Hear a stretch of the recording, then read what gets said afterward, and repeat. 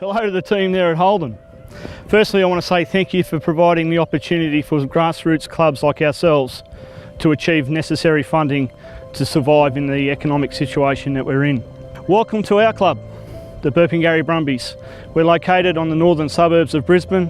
We have juniors and seniors. Our juniors play in the North Brisbane competition and our seniors play in the Sunshine Coast competition.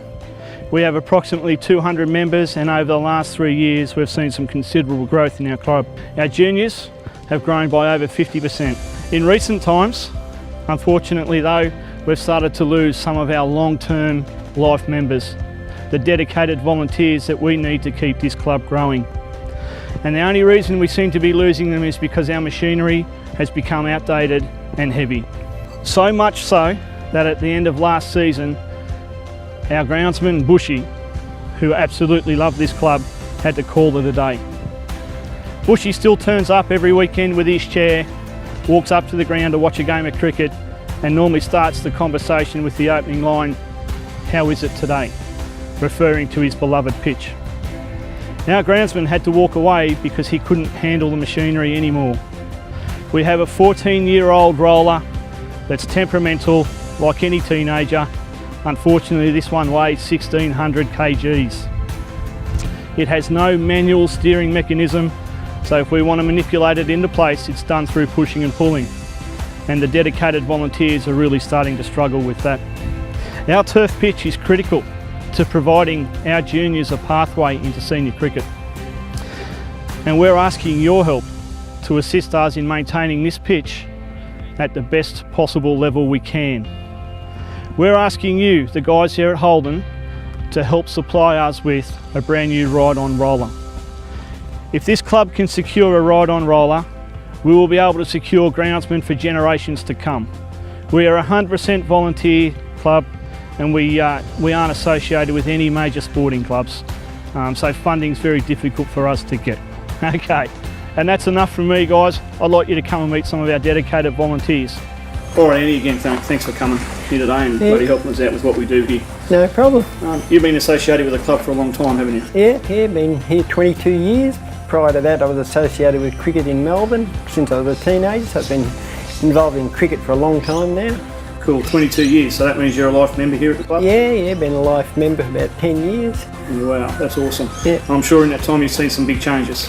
Oh yes, the biggest change was we used to have just the 2 synthetic pitches here, but putting the turf in, that was a massive change and a big learning curve for all of us.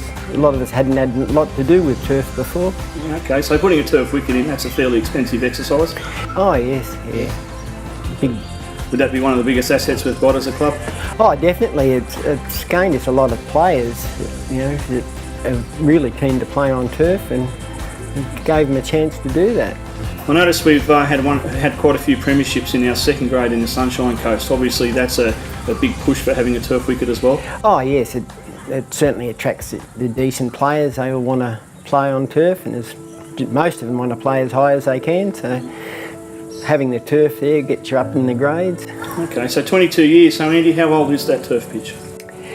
I think we got it about 2002, 2003, something like that. So we're pushing 14, 15 years. Yeah. That's incredible. So that's had an awful lot of sweat and blood put over that pitch? Yes, a lot of learning on what to do and how to do it. And in that time, Andy, I suppose, how have the volunteers coped with the machinery that we've got? Most of it's been pretty good, but like the older you get, it's a bit hard to push it around at times. You know, out there in the middle of the day with the hot sun out. And how many hours a day would that roller be used?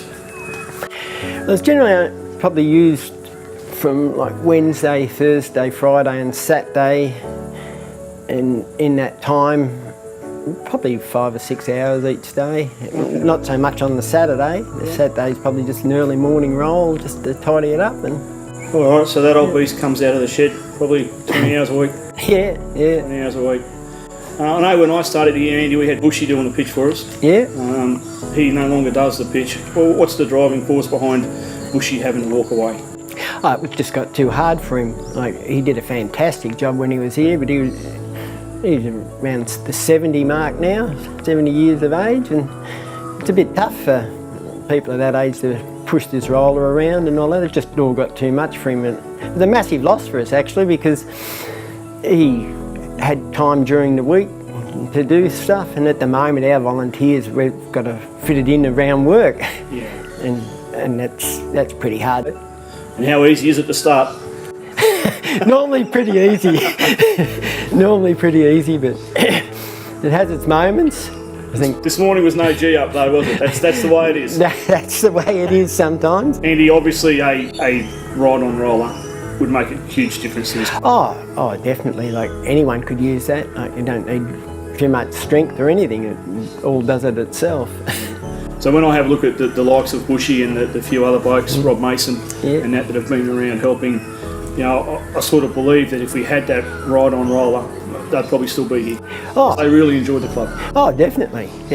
And they're the ideal guys. They're both retired and they've got time during the day. And like most of us, the guys that work, we can do it like early in the morning and anything late in the afternoon. But in the middle of the day, it becomes a bit hard. So to have someone like that would be an absolute asset. Awesome.